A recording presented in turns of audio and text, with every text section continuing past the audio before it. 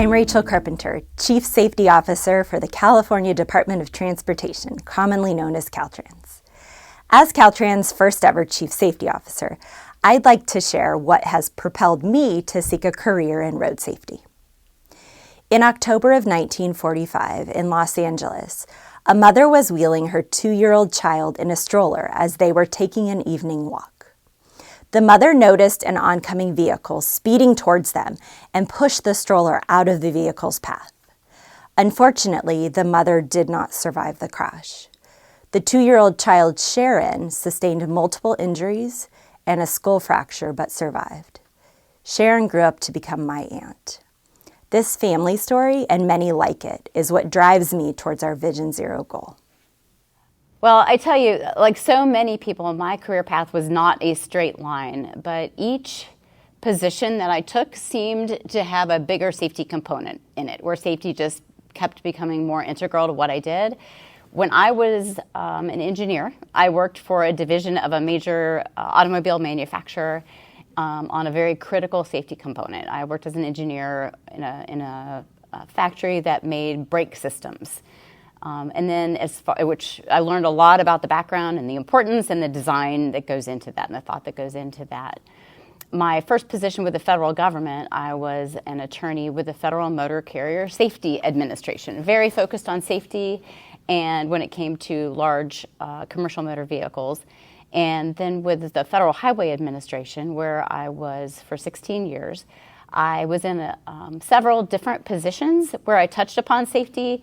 But for the last 4 years there, I was the Associate Administrator for Safety, and then I just recently came on board at HNTB, where I'm also working on safety. I tell you, like so many people, unfortunately, I know personally someone who was killed in a car crash, and he left behind a very small child. So that touched me deeply, and I saw the devastation it had on their family, and that even, I guess, solidified the importance of working in this area and really trying to save lives. The most recent estimates from the National Highway Traffic Safety Administration, or NHTSA, shows that we lost 40,990 people on our roadways in 2023, and that's 112 people every day. And I think what is so important to me about working as safety is that we can help. Those of us who work in transportation, frankly, we get to help as part of our job. We get to do things and integrate safety into the work that we do to save lives. So we all we're in the same boat. We want to create a system where no matter how you're using our roadways, if you are driving a car to go pick up the kids from school, or maybe you roll in a wheelchair to get to work each day, or you are taking transit to get to a medical appointment, or riding a bike because you want to go to a park.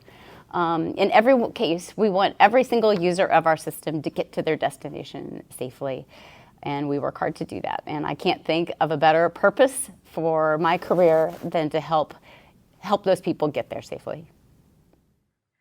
My name is Veronica Davis. I am the Director of Cities Programs for Atkins Realis. What led me to pursue a career in safety? I actually pursued a career in transportation, and safety comes with it. We know that too many people are dying on our roadways, and they are all preventable. Speed is going to be at the root of everything. If we can just slow people down, we can save more lives. And what really drives me now is, as I think about my childhood in Maplewood, New Jersey, I was able to navigate my community at the age of 8 years old independently by myself. And that is because there were slow speeds, people watched out for children crossing the street, there were adequate crosswalks, there was adequate sidewalks. And so that is something that I desire for all kids in this nation, regardless of their zip code.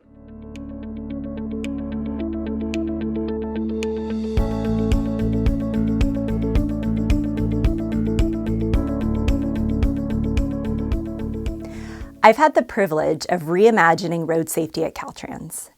In 2020, not only was my position established, but shortly after, we established a new division of safety programs, and we've made enormous strides in a short amount of time. Our statewide team of passionate and talented professionals is spearheading California's efforts to eliminate roadway fatalities and serious injuries. And to address our safety challenge, we have adopted the Safe System approach and are undergoing a department and statewide pivot to institutionalize this new safety paradigm. The traditional expectation that roads should be designed to maximize vehicle throughput is increasingly challenged at Caltrans as we rethink the distinct needs of vulnerable road users, the exponential dangers of excessive speed, and the inequitable disparities in safety outcomes. This pivot wasn't straightforward and is still a work in progress, but our essential insight that led to our Safe System pivot has been understanding the role that speed plays in our safety story. Excessive speed is a key risk factor in road traffic injuries and fatalities. According to findings from California's Zero Traffic Fatality Task Force, speed increases crash risk in two ways. First, it increases the likelihood of being involved in a crash, and second, it increases the severity of injuries sustained by all road users in a crash. While the relationship between speed and crash involvement is complex, the relationship between speed and injury severity is consistent and direct. There is clear and convincing evidence, supported by statistical analyses, that crash severity increases with individual vehicle speed. And the relationship between speed and injury severity is especially critical for vulnerable road users, such as people walking and biking. And this is especially important considering that about a quarter of all fatalities in California involve a pedestrian. In the event of a crash between a vehicle and a pedestrian or bicyclist, the vehicle speed will largely determine whether the person hit will survive. So as you can see, we'd been missing the most important E, and that is the E of energy. We are really taking a good hard look at how we can institutionalize safety in our roadway projects. And that means building safety into every project, no matter the size of the project. And what I mean by that is even if we are resurfacing the roadway, it's a real opportunity to look at that roadway anew and see if we have an opportunity to institutionalize safety into that project. On the engineering side, there are many proven safety countermeasures, and those are strategies and countermeasures that have been proven to be effective in reducing fatalities and serious injuries on our roadways. These include things such as bicycle lanes, enhanced crosswalk visibility, speed management, and implementing other countermeasures such as roundabouts, median barriers, lighting, rumble strips, and a number of others. In the end, we all want to live in healthy, vibrant communities where we feel comfortable and safe traveling, and implementing proven safety countermeasures in our roadway projects gets us a long way there. So a major challenge right now that we're facing in the industry is battling priorities. There is the challenge of people feel like traffic congestion is bad and we should be moving vehicles more efficiently. And then there's the safety side of it. And we know now that we cannot do both. Either we're going to be moving cars or we're going to be keeping people alive. It is very hard to do both.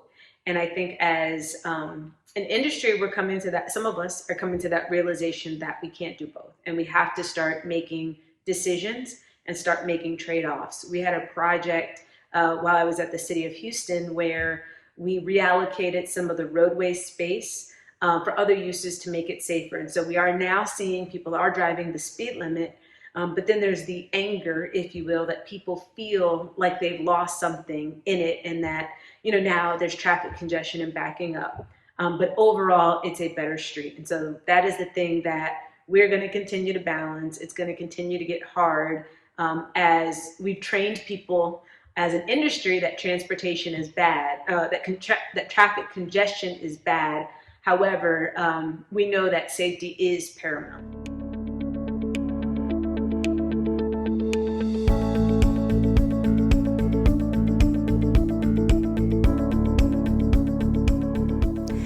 If I could snap my fingers and change one thing to make a difference in safety, I would create a transportation system in California and across the nation that is free of high-risk roads. I would enhance our efforts to build safety into the road so that our transportation system is forgiving and protects people's lives if they make a mistake while traveling. As we all know, the traditional EASE framework and the emphasis on individual behavior change is ever present.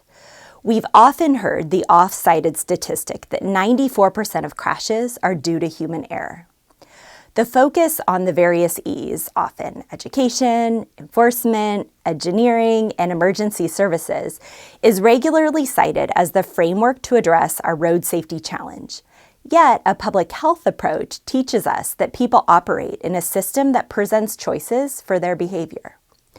And this is why we must redefine the framework through which we operate.